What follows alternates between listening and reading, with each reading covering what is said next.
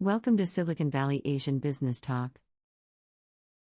Hello, everyone. This is Roger Chen from University of San Francisco Center for Business Studies and Innovation in Asia Pacific. Today, I want to first thank the Chinese Entrepreneur Organization for hosting this interview at this very unique venue, which is the founding place of Facebook. Second, it's our honor to welcome Dawei Feng from Intel to join our interview program. Dawei, would you please briefly introduce yourself? Yeah, for sure. Hey, Roger. Hey, everyone. Thank you for having me. Super excited to be here. As Roger introduced briefly, I work for Intel. I manage all the client segment marketing team at Intel.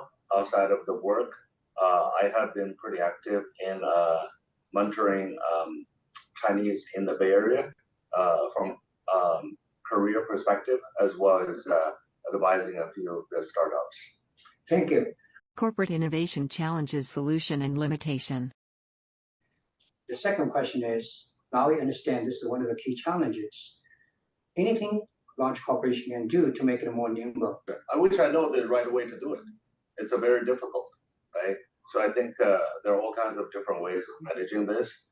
One of the ways is really just have a very strong and broad set of research teams within the corporation, so that you're always keeping pulse of the latest and greatest, and have a mechanism to really monitor what, if any of the new fields will become promising very rapidly. Like I said earlier, multiple times going through that inflection point. But also, even when you do that, it's very hard because inflection point is something you only know it after the fact. You can't really effectively predict that's what's going to happen. So that's why multiple books, Innovator's Dilemma, as well as other books, have been spending chapters and chapters talking about this. So I wouldn't claim I know the magic answer. I think my biggest takeaway myself is respect the fact that I don't know what I don't know, and be ready to accept that based on that, there will be disruptions that's outside of our domain, and how do we make sure that we are there when some of the major movements are happening so that we're not disrupted. So what I like to say is, if there's something new emerging that's going to disrupt somebody, and you don't know what that disruptive force is going to challenge, then our own business might be the one being disrupted. So you need to be super vigilant about things, and that's why one of the Intel founders, and they grew up have this famous book, Only Paranoid Survive. And I believe in that. Actually relating to that, as an outsider, maybe some people may ask, how about acquisition? You may not be the right company, finding the other company you find promising, large company, have a lot of money. So what's your comment to that kind of a question? Yeah, of course, there are many successful cases, and there are many not so successful cases. So I think it's absolutely one of the ways I see big corporations, even smaller corporations, use and adopt.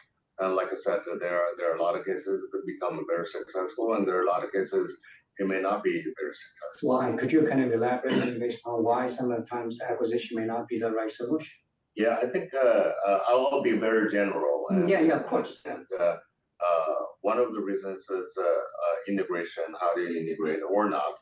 Right? Do you keep it a standalone business, or you integrate it into existing business?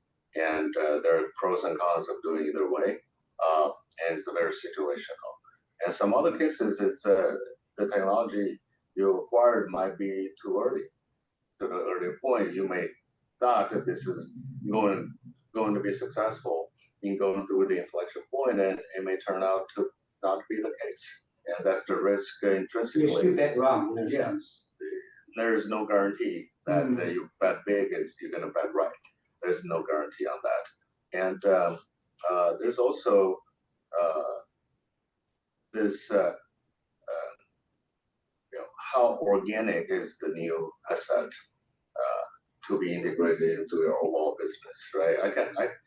If I manage a huge corporation and I have abundant amount of cash, I literally can go out and hunt for any new business, but doesn't mean you don't have organic integration with my existing business. So, what is that connection? I've seen cases where there seems to be a layer of connection. Only when you try to do the business and product integration, you realize it's actually pretty hard, and the connection may not be as organic as it appears when the M&A report was written. So there's that disconnect from the vision and reality. So there could be many ways it goes wrong. So personally, I view this as a high risk value proposition intrinsically. So have to respect that. Thank you for watching.